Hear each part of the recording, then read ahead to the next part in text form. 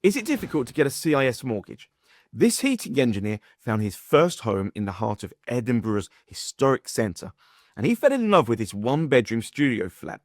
For Callum, this was the perfect opportunity to get out from under his mum's roof, be central to all of his work, and most importantly, be in the epicentre of Edinburgh's nightlife. Problem is for Callum that as a CIS subcontractor for only 1 year, the odds were stacked against him. After 3 other mortgage brokers had told Callum that he cannot get a mortgage, Callum went on Google and searched for CIS Mortgage in Scotland, found our website at the top of the Google listings, and he made his inquiry. So let's talk about how Callum's problem evolved. These are the issues that Callum brought to the table, and for each one, I'll explain a little bit why it's an issue, but spoiler alert, every issue gets solved in the end. So in no particular order of the size of the problem, the first one is that a year ago, Callum was not working anywhere near a construction site. In fact, Callum was a tattoo artist.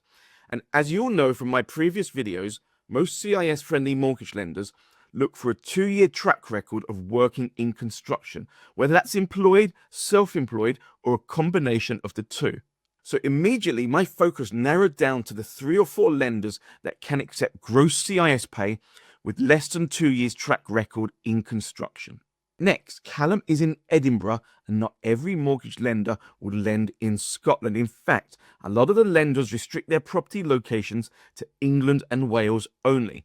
So now we're down to a choice of 2 lenders. It kind of made the research pretty easy, as it either can't be done or it's one or both of the 2 candidates that I found.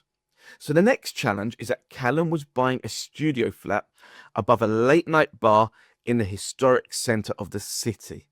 Now this presents 2 hurdles. The first is that a studio flat is where all the living quarters are essentially just one living space and often quite small.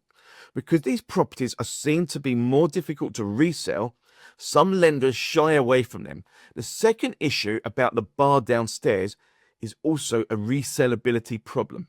Ultimately, for a mortgage lender to decide whether to lend on a property, they trust their own surveyor to consider whether there is a good market out there to resell the property if they have to repossess it from you.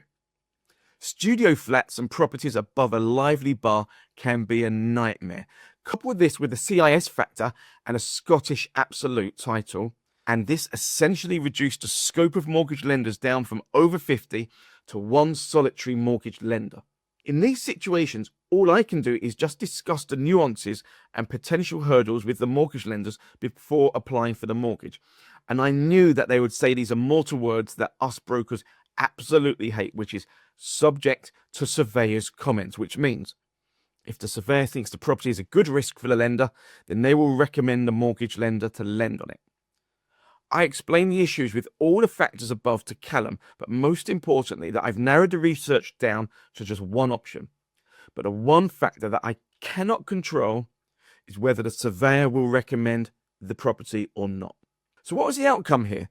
This is a case that took nearly 4 weeks to get it agreed, but by no means was it an easy one. But eventually, all the stars aligned. The surveyor felt the location was popular in the city centre, and 2 months later, Callum was moving into his studio flat.